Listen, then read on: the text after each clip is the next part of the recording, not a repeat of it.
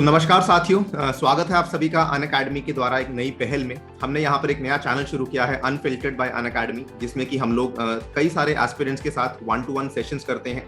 लेकिन इसका मकसद, हमारा एक लार्जर मकसद है, वो ये है कि हम इन एस्पिरेंट्स के डाउट्स के माध्यम से आप पूरे की पूरी स्टूडेंट कम्युनिटी को कैटर करने की कोशिश करते हैं। बिकॉज कई बार ऐसा रहता है कि कई सारे एस्पिरेंट्स की डाउट्स और जो कठिनाइयां हैं वो सेम रहती हैं। सो आई होप कि अगर हम यहाँ पे कुछ एस्पिरेंट्स की डाउट्स आपके सामने पेश कर रहे हैं, हम यही उम्मीद करते हैं कि उससे कई सारे और स्टूडेंट कम्युनिटी को फायदा मिलने वाला है। आज के हमारे इस सेशन में हमारे साथ अवेलेबल हैं मिस्टर कार्तिकेय, और ये MPPCS और UPSC दोनों की तैयारी कर रहे हैं। एंड जानेंगे आज इनकी डाउट्स क्या हैं, इनकी परेशानियां क्या हैं, और क्या इनको दिक्कतें आ रही हैं UPSC की तैयारी में। और उसके माध्यम से हमारी यही उम्मीद है कि आपको भी आगे जाके काफी सारी क्लैरिटीज मिलने वाली हैं। So I welcome you Mr Kartikeya, how are you? Good afternoon sir, I am fine. चलो ठीक है। थोड़ा बताइए अपने बारे में कार्तिकेय जी कि आप एग्जैक्टली अभी क्या आप कर रहे हैं, अभी तक आपने कितने अटेम्प्ट्स दिए हैं, और कुछ अपना बैकग्राउंड UPSC के बारे में। Sir, before starting UPSC preparation, I completed my graduation from civil engineering, and I am from Madhya Pradesh. And UPSC 22 will be my first attempt, which will be going to be my first attempt. Okay.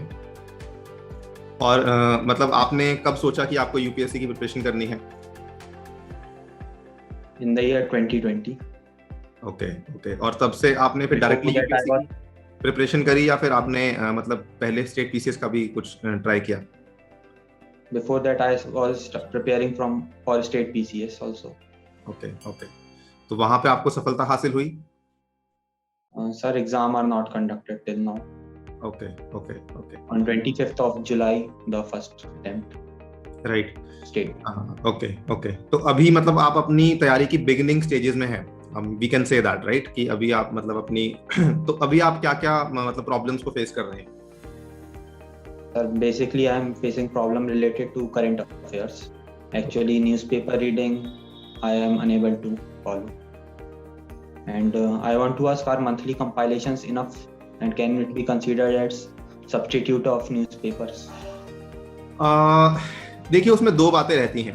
Monthly compilation एक बहुत ही अच्छा source माना जाता है। पहली बात तो, अगर आपको अपना टाइम सेव करना है, अगर आपको हम ये कहें कि हर रोज करंट अफेयर्स के नोट्स बनाने से बेहतर है कि आप बेसिकली एक मंथली कंपाइलेशन को रेफर कर लीजिए। लेकिन हाँ, वो सब्स्टिट्यूट टू न्यूज़पेपर कहना थोड़ा सा गलत होगा, बिकॉज उसके पीछे दो बड़े कारण हैं। सबसे पहला बड़ा कारण तो ये है कि जब आप न्यूज़पेपर को डेली पढ़ते हैं ना, तो एडिटोरियल्स और जो उसके ओपिनियन आर्टिकल्स हैं वो आपके लिए पढ़ने बहुत इंपॉर्टेंट है। उससे आपको जो फायदे मिलते हैं, सबसे पहली बात तो आपकी लैंग्वेज के ऊपर पकड़ काफी ज्यादा बेहतर बन जाती है। सेकंड इंपॉर्टेंट थिंग इज कि आपकी साथ साथ में मेंस की तैयारी भी होती रहती है। मतलब आपको ये नहीं लगता कि मैं केवल प्रीलिम्स के लिए ही प्रिपेयर कर रहा हूँ। बिकॉज जब भी आप कोई एडिटोरियल आर्टिकल को पढ़ते हैं ना, तो आपको एक पर्टिकुलर इशू के बारे में पर्सपेक्टिव्स मालूम पड़ते हैं कि इसके प्रोज और इसके कॉन्स क्या हैं, इसके नेगेटिव, इसके पॉजिटिव साइड्स क्या हैं।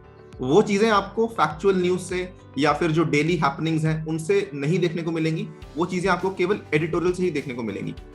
लेकिन इसमें मैं एक चीज को ऐड करना चाहूंगा कि नोट्स नहीं बनाने हैं आपको, वो आपको उतना ज्यादा हेल्पफुल नहीं होगा, बिकॉज आगे जाकर आप उन नोट्स को रिवाइज नहीं कर पाएंगे, वो प्रैक्टिकली इम्पॉसिबल है। सो यस, करंट अफेयर्स की मंथली कंपाइलेशन एक बहुत अच्छा सोर्स है आपके लिए, अपनी जो तैयारी को बेहतर करने के लिए, स्ट्रीमलाइन करने के लिए। लेकिन डेली न्यूज़पेपर को पढ़ना भी आपके लिए उतना ही अनिवार्य है, बिकॉज हमें मेंस की भी प्रिपरेशन साथ में करनी है, और हमें हमारी लैंग्वेज के ऊपर भी पकड़ को इम्प्रूव करना है।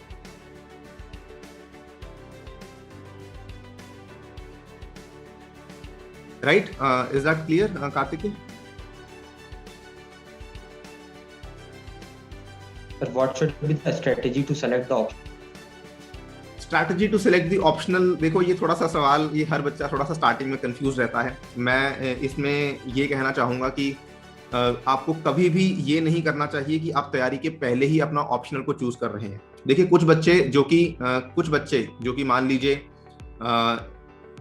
फॉर एग्जाम्पल पहले से ही आर्ट्स के बैकग्राउंड से आते हैं, लेट्स से, ठीक है, ह्यूमैनिटीज के बैकग्राउंड से आते हैं। तो अगर मान लीजिए किसी ने इकोनॉमिक्स में BA ऑनर्स कर रखी है, या फिर मान लीजिए किसी ने ज्योग्राफी में BA ऑनर्स कर रखी है, तो उस केस में हम ये कह सकते हैं, ये समझना, मतलब ये समझ आता है कि हाँ ठीक है, उसने पहले से ही चूज कर लिया कि भाई मैं यही वाला ऑप्शनल जो है सिलेक्ट करने वाला हूँ।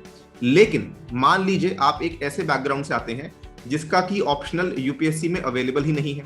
For example you come from computer science engineering, ठीक है, तो उसका तो ऑप्शनल अवेलेबल ही नहीं है। या फिर कई सारे ऐसे ऑप्शनल और भी हैं। कई बच्चे ऐसे होते हैं कि फॉर एग्जाम्पल उन्होंने बीए इकोनॉमिक्स में ऑनर्स किया लेकिन परफॉर्मेंस उतना अच्छा नहीं था, तो अब वो किसी और में जाना चाहते हैं। तो जहां तक अब ऐसे बच्चों की कहानी है, उनके लिए सबसे बेहतरीन स्ट्रैटेजी क्या हो सकती है कि आपको सबसे पहले तो ना you need to give some time. Time कैसे? आपने प्रिपरेशन को स्टार्ट कर लिया, आज आपने प्रिपरेशन को स्टार्ट कर लिया, आपने जो 4 इंपॉर्टेंट सब्जेक्ट्स हैं, ज्योग्राफी, हिस्ट्री, पॉलिटी और इकोनॉमी, आपको इन चारों सब्जेक्ट्स पे थोड़ा थोड़ा फोकस करते रहना है।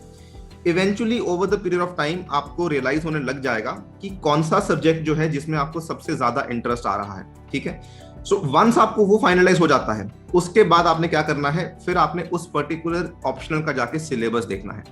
अगर आपको वो वाले ऑप्शनल का सिलेबस समझ आता है, आपको लगता है कि ठीक है ये चीज करनी मेरे लिए पॉसिबल है, उस केस में हम उस ऑप्शनल के बारे में आगे बढ़ेंगे। लेकिन अभी भी पूरी की पूरी अभी हमारी स्ट्रैटेजी खत्म नहीं हुई है। Once we see the syllabus, we have to see the previous year questions also, कि इसके जो पुराने पिछले 5-6 साल में सवाल पूछे गए हैं कि क्या आपको लगता है कि आप उनको सॉल्व कर पाएंगे, क्या आपको लगता है कि आप उनके बारे में इतना लिख पाएंगे।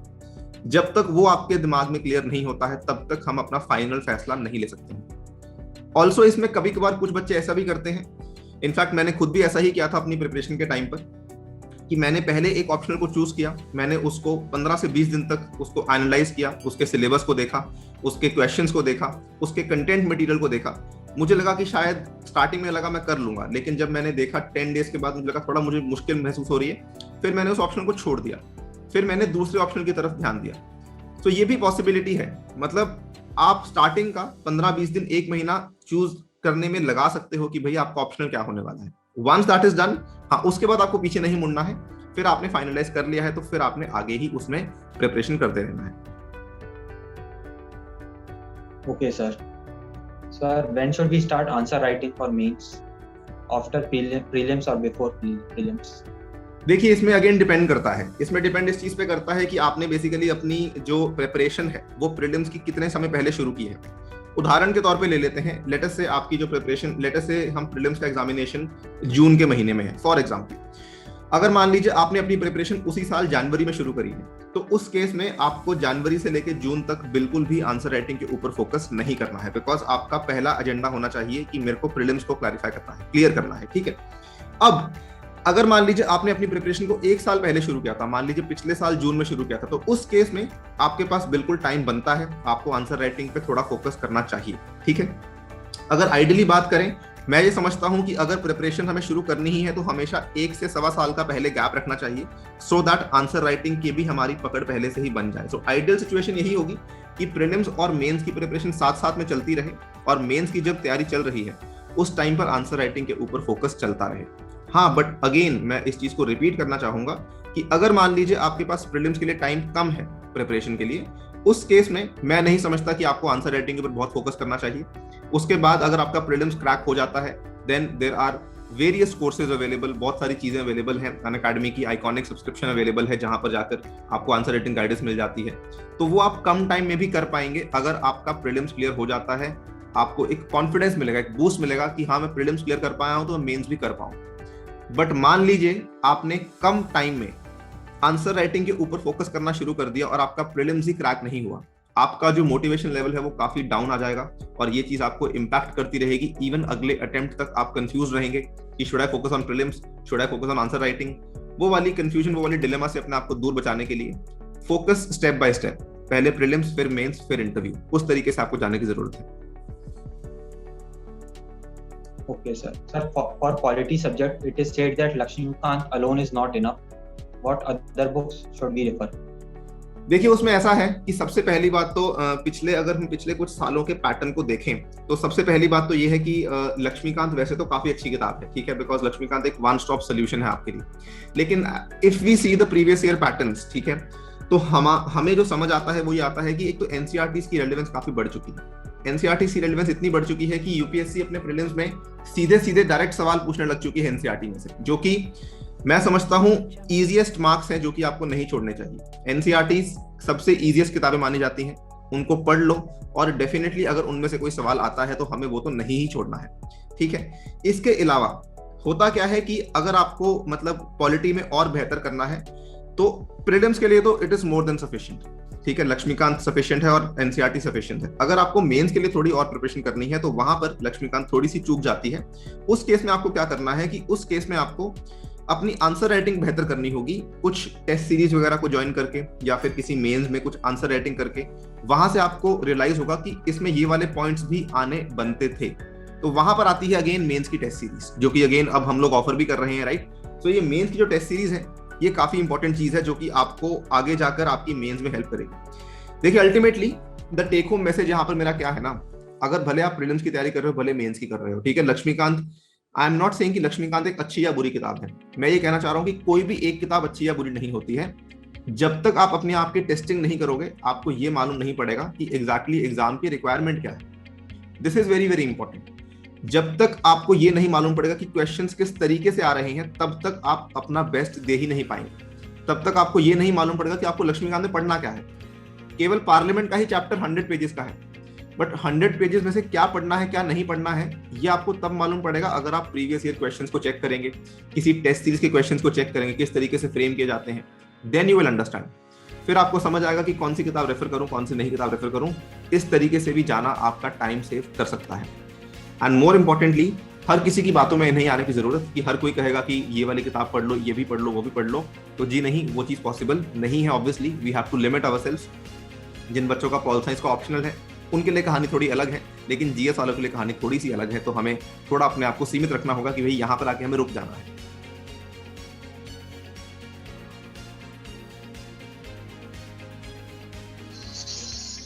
Sir, most of the data given in economics NCERT is old. Should we consider that data?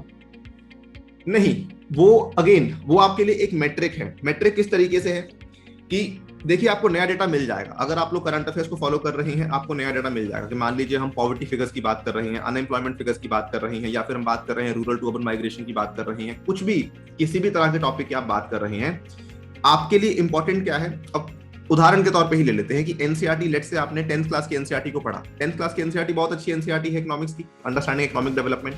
अब आपने उसको पढ़ लिया, आपकी एक बेसिक क्लैरिटी आपको मिल गई कि ठीक है ये सब टॉपिक्स मुझे पढ़ने इंपॉर्टेंट है और डायरेक्टली आपके सिलेबस से मैच भी खाते हैं। इंपॉर्टेंट क्या है ना वहां पर आपके लिए कि आपको ये मालूम पड़ जाए कि किस किस तरह का डेटा हमें एनालाइज करना है।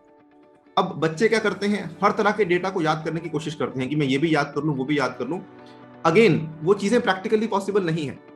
आपको यहाँ पर क्या ध्यान रखना है कि जिस तरह का डेटा अगर एनसीईआरटी कैप्चर कर रही है उस तरह के डेटा को लेकर आप अपडेट्स लेकर आओ। तो जी हाँ, पुराने वाला डेटा आपके लिए रेलेवेंट नहीं है। अगर मान लीजिए आपको नहीं मिलता है अपडेट, तो आप अपने आंसर शीट में कभी लिख भी सकते हैं कि एज ऑफ 2011 या age of 2001 these were the figures. तो एग्जामिनर समझ जाएगा कि ठीक है, एटलीस्ट बच्चे के पास जो डेटा तब तक का तो अवेलेबल है। ठीक है, इट इज नॉट नेसेसरी कि आपको अपडेटेड डेटा ही चाहिए। ऑब्वियसली आप ढूंढिए, अगर आपको मिल जाता है तो वेल एंड गुड, अगर नहीं भी मिलता है तो it's totally fine.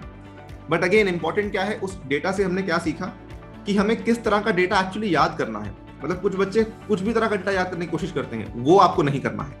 You have to again limit yourself कि जो डेटा एनसीईआरटी कवर कर रही है उसी तरह के डेटा की हम सर्च में लगें, उसी तरह की डेटा को हम लोग ढूंढें इंटरनेट पे या फिर करंट अफेयर्स में। न्यूज़पेपर्स तरह तरह के डेटा को कवर करता है, लेकिन that is again not possible for you कि आप हर तरह के डेटा को कवर कर लो या फिर हर तरह के डेटा को याद कर लो। वो चीजें पॉसिबल नहीं है। ठीक है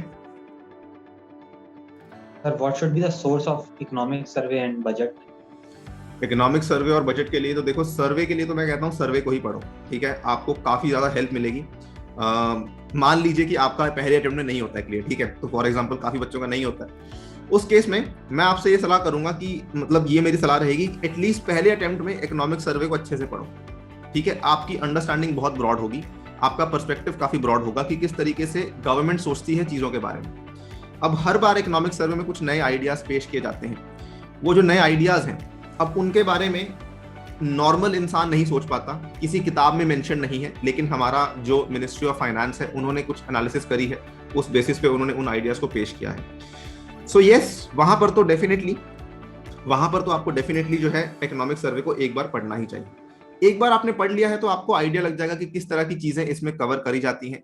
अगली बार से कई सारी यूट्यूब पर या फिर कई सारे वेबसाइट्स पर आपको इकोनॉमिक सर्वे की समरीज मिल जाएंगी, आप उनको रेफर कर सकते हो, उतने से भी आपका काम हो जाएगा। ठीक है। इकोनॉमिक सर्वे का एक इंपॉर्टेंट कंपोनेंट क्या है कि हर बार इकोनॉमिक सर्वे में कुछ ना कुछ नई टर्म्स आती हैं। ठीक है। जैसे फॉर एग्जांपल पिछले इकोनॉमिक सर्वे की बात है, एक नई टर्म आई थी काउंटर साइक्लिकल पॉलिसी। अब यूपीएससी आपसे पूछ सकता है कि ये काउंटर साइक्लिकल पॉलिसी क्या होती है, या फिर और प्रीलिम्स में आपसे सवाल आ सकता है। सो वहां पर इट इज इंपॉर्टेंट कि अगर आपने मान लीजिए पूरा सर्वे नहीं भी पढ़ा हो तो एटलीस्ट आपने कोई ना कोई समरी डेफिनेटली उसकी फॉलो करी हो। ठीक है। That is the most important thing. And same goes for the budget also. Budget की समरी आती है, समरी बड़ी ही छोटी होती है, आप बड़ी आसान तरीके से पढ़ सकते हैं, और उसको भी आपको जो है डेडिकेटेडली पढ़ना ही पड़ेगा। You can't take that lightly.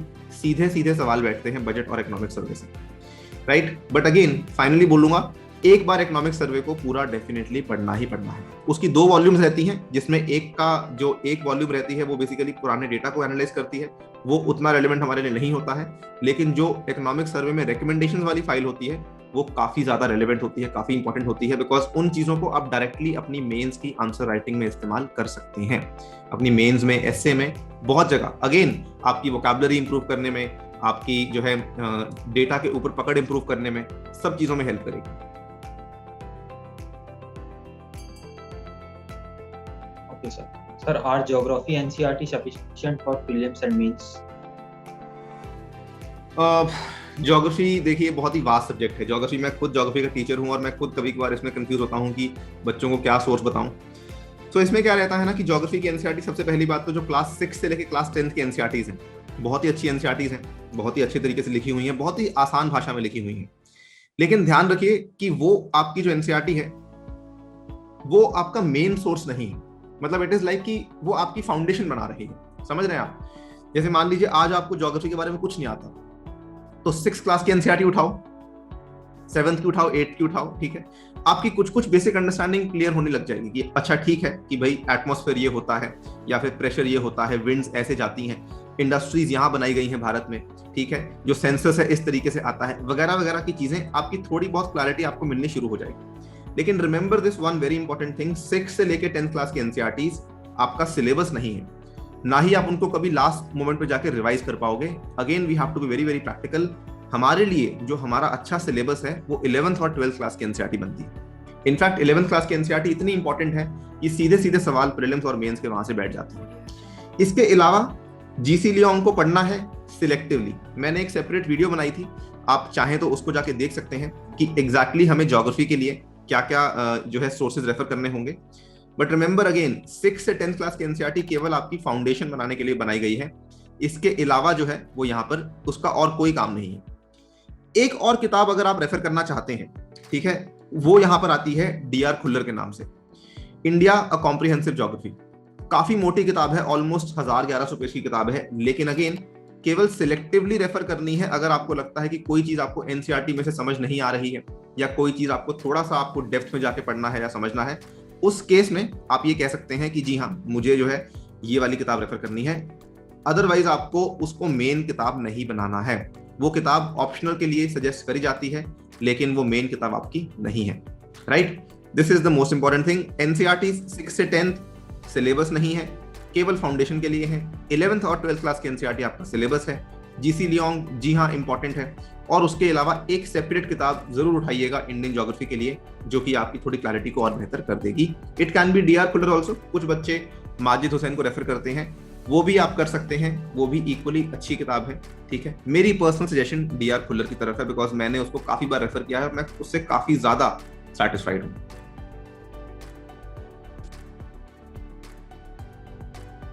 So sir, how many months before prelims our syllabus should be completed?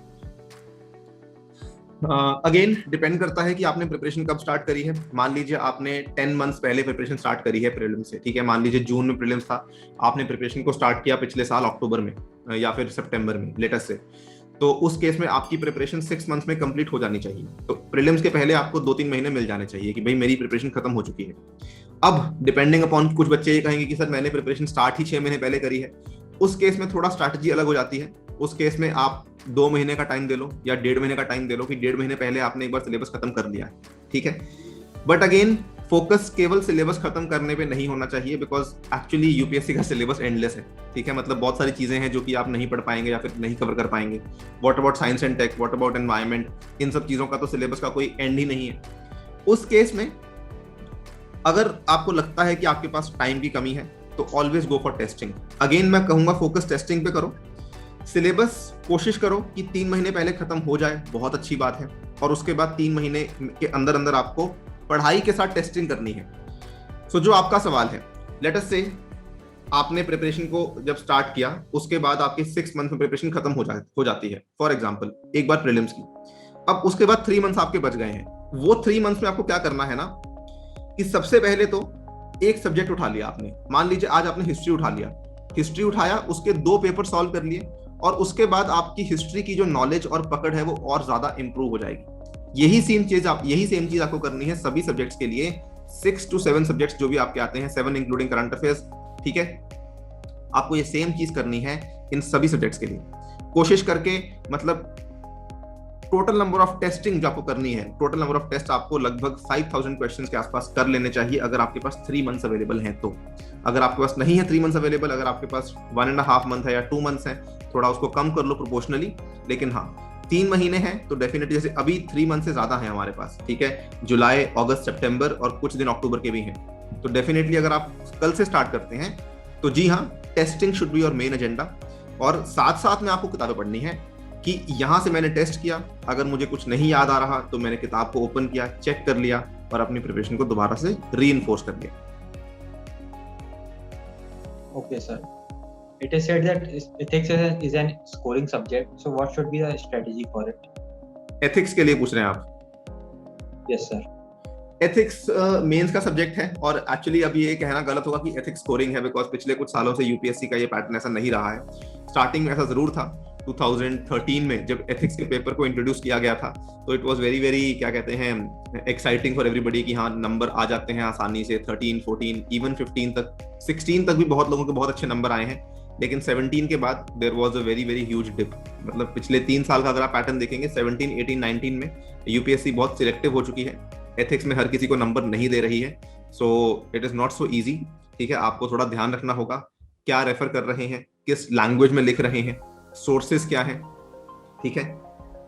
Ethics में मैं ये समझता हूं स्ट्रैटेजी एज सच यही है कि आपका जो सोर्स है वो थोड़ा सा अच्छा होना चाहिए, कि आप कहां से पढ़ रहे हैं, that should be very very good, ठीक है। और उसमें भी never just refer one source, क्योंकि एथिक्स क्या है ना, थोड़ा सा सब्जेक्टिव सब्जेक्ट है। मतलब कि हो सकता है कि एथिक्स किसी और के लिए कुछ और हो, किसी और के लिए कुछ और हो, ठीक है। इसीलिए आपको एक से अधिक सोर्स रेफर करने चाहिए। आपको प्रीवियस ईयर क्वेश्चंस डेफिनेटली देखने चाहिए। कई बार एथिक्स के क्वेश्चंस सीधा सीधा रिपीट हुए हैं, और केस स्टडीज तो एथिक्स के केस में ऐसा है कि ऑलमोस्ट यूपीएससी का पैटर्न फिक्स है कि इस कैटेगरी की केस स्टडी आपकी पूछी जाती है, उस कैटेगरी की केस स्टडी आपकी नहीं पूछी जाती है, और वही केस स्टडीज ऑलमोस्ट रिपीट हुई है, ठीक है। डोमेस्टिक वायलेंस की केस स्टडीज हो गई, या फिर आपका बॉस करप्ट है, ऐसी केस स्टडीज हो गई, या फिर मान लीजिए कुछ ऐसी केस स्टडी है लेट अस से कि किसी के पास डॉक्यूमेंट्स अवेलेबल नहीं है गवर्नमेंट स्कीम को अवेल करने के लिए, तो क्या करेंगे। ये ऑलमोस्ट एक स्टैंडर्ड पैटर्न बनता आया है, जो कि चलता आया है। या फिर सेक्सुअल हरासमेंट की केस स्टडीज हैं, ये कई बार आ चुकी है यूपीएससी में और रिपीट हुई हैं। तो प्रीवियस ईयर पेपर्स आपके लिए वहां पर सबसे इंपॉर्टेंट सोर्स है। इसके अलावा मैंने बताया कि किताबें एक से अधिक रेफर करो, सो दैट आपको जो है वहां पर आपकी अच्छी पकड़ बन जाए कि भाई अब जो है मेरी एथिक्स की क्लैरिटी काफी ज्यादा बेहतर हो चुकी है, ठीक है। और ऑब्वियसली आंसर राइटिंग एथिक्स में भी आपको करनी पड़ेगी। विदाउट आंसर राइटिंग आप एथिक्स के पेपर को अप्रोच नहीं कर पाएंगे। एट द मोमेंट जाकर अगर आपको लगे कि मैं आज पढ़ लूंगा, वहां जाके मैं लिख दूंगा सारा कुछ, सॉरी टू से वो चीज यहाँ पे सक्सेसफुली एग्जीक्यूट आप नहीं कर पाओगे, बिकॉज आपके मार्क्स नहीं आएंगे। Ultimately you will realise that. Okay, sir. So what should be the strategy for history? Are NCERTs enough or something else? History के लिए अगेन डिपेंड करता है कौन सी हिस्ट्री की बात कर रहे हैं हम, ठीक है। अगर मॉडर्न इंडिया की बात करें तो मॉडर्न इंडिया के लिए तो डेफिनेटली क्या कहते हैं, हिस्ट्री भी एक ऐसा सब्जेक्ट है जिसमें कि एंशिएंट और मिडिवल के सोर्सेज में बच्चे काफी ज्यादा परेशान रहते हैं कि क्या सोर्स को रेफर करें, कहाँ पे आके हमारी जो है कहानी को रोक दें, कहाँ पे हमें और पढ़ने की आवश्यकता नहीं है। पूरा ओल्ड एनसीईआरटीज हैं, न्यू एनसीईआरटीज हैं, अच्छा कुछ पब्लिशर्स की किताबें हैं, अलग से किताबें हैं, राइट। तो कहाँ पे हमें अपने आप को रोकना होगा। तो देखो यहाँ पर दो किताबें जो मैं समझता हूं कि सबसे इंपॉर्टेंट है मॉडर्न इंडिया के लिए स्पेक्ट्रम है, आर्ट एंड कल्चर के लिए जो आपकी किताब आती है नितिन सिंघानिया सर की, वो आपकी बहुत ही अच्छी दो किताबें हैं। इन दोनों में तो हमें कहीं और जाने की आवश्यकता ही नहीं है। इसके अलावा when it comes to the ancient India and the medieval India, तो गाइस उस केस में आपके लिए सबसे अच्छा तरीका क्या है कि अनअकैडमी जो आपको बुक्स रेफर कर रही है, जो सब्सक्रिप्शन के साथ आपको बुक्स मिल रही हैं, वो अच्छा सोर्स है, क्योंकि वो कंपाइल्ड सोर्स है। वो ऐसा है कि हमने 10 किताबों में से आपके लिए एक जगह पे कंपाइल कर दिया है कि एंशिएंट इंडिया में ये सब चीजें इंपॉर्टेंट है, ठीक है। अब अभी तक कोई बहुत अच्छी किताब मार्केट में अवेलेबल नहीं है जो हम कहें कि हाँ art and culture sorry ancient के लिए बहुत अच्छी है, मिडिवल के लिए बहुत अच्छी है, नहीं है। मिडिवल के लिए किताबें लिखी हुई हैं बट वो एक नॉवल फॉर्मेट में है, मतलब कि जैसे स्टोरी बुक फॉर्मेट होता है वैसे उस फॉर्मेट में है, तो वो आपके एग्जामिनेशन आपको बहुत हेल्प नहीं करेंगी, राइट।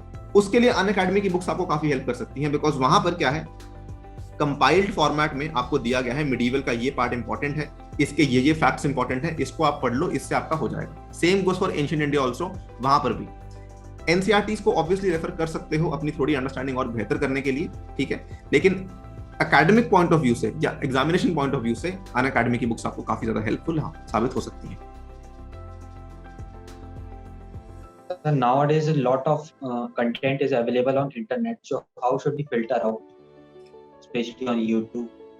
उसमें तो देखो यार बड़ा ही वो इनफैक्ट हमें भी क्या कहते हैं, जब आई रिमेम्बर ये डाउट काफी स्टूडेंट्स की रहती है कि हमें किसको रेफर करना चाहिए किसको नहीं रेफर करना चाहिए। तो देखो सबसे पहली बात तो मेनली जो है यूट्यूब जो सोर्स बन चुका है करंट अफेयर्स के लिए बन चुका है, ठीक है, और मैं समझता हूं कि more than 100 teachers right now are teaching current affairs on YouTube, especially daily current affairs, ठीक है।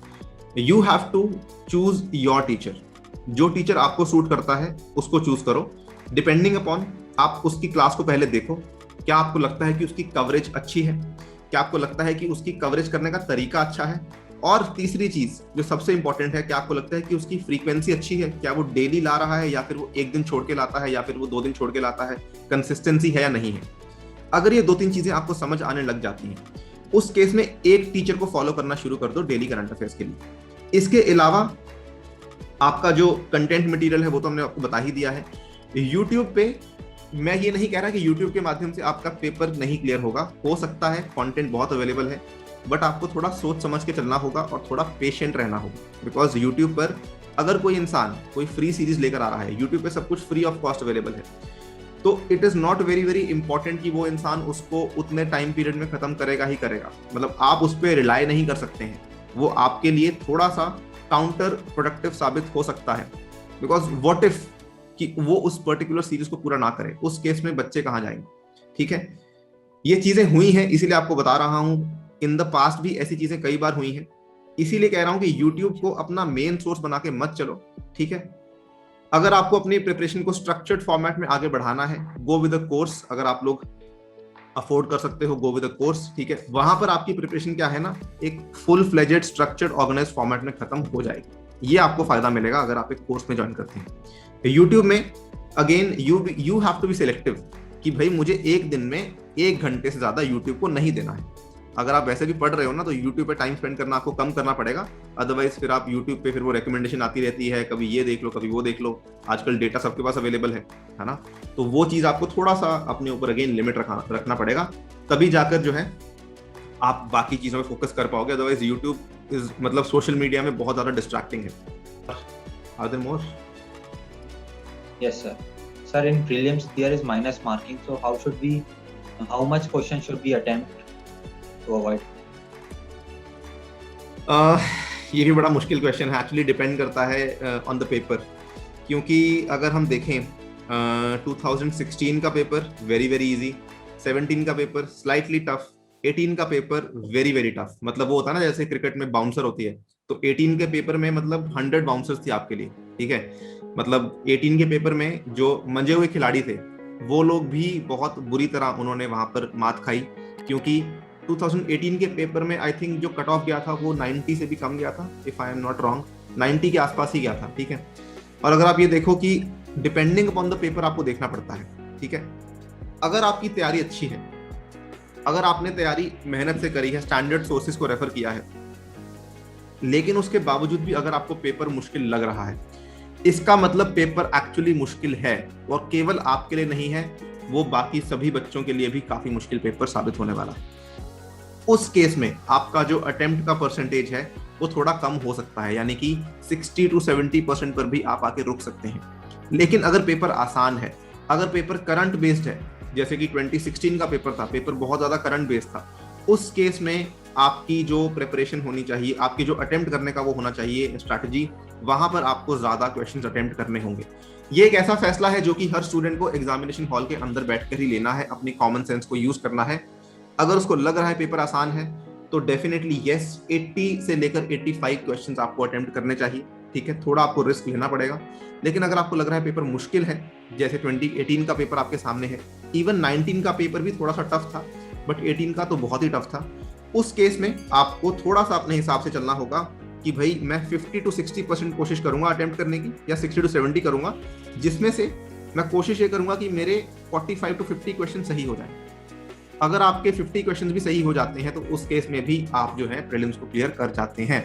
ठीक है, ये depends upon the paper entirely कि किस तरह का पेपर आया है, आइडिया लग जाता है। अब 18 के पेपर में इतने सारे सवाल ऐसे थे डेटा बेस्ड, इस सेंसस ने क्या कहा, इस रिपोर्ट ने क्या कहा, इस रिपोर्ट में इतने परसेंटेज का क्या मतलब था, तो वो आपको मालूम पड़ जाता है कि भाई यूपीएससी बहुत ज्यादा अब मतलब डेप्थ में जा रही है। ठीक है, इसका मतलब कि अब सबको जो है यहाँ पर कुछ ना कुछ नुकसान तो होने ही वाला है। Okay, sir. That's all from my side. Okay, इसी के साथ हम आज के इस सेशन को समाप्त करते हैं। मैं उम्मीद करता हूं कि आपको काफी कुछ जानने को मिला होगा। हमारी कोशिश यही रहेगी कि आगे जाकर हम और कई सारे अच्छे लर्नर्स के साथ अच्छी डाउट्स को सॉल्व कर सकें और आपकी जो डाउट्स हैं उनको हम और क्लैरिटी दे सकें। अगर आपके मन में अभी भी कोई डाउट रहता है, बचा है, आपको लगता है कि हमने एड्रेस नहीं किया है, आप नीचे कमेंट सेक्शन ओपन है, वहां पे जाके अपने डाउट्स को पूछ सकते हैं। एंड ऑब्वियसली इस चैनल को लाइक, शेयर और सब्सक्राइब करना बिल्कुल भी ना भूलें। Thank you for your time. Stay tuned and stay safe.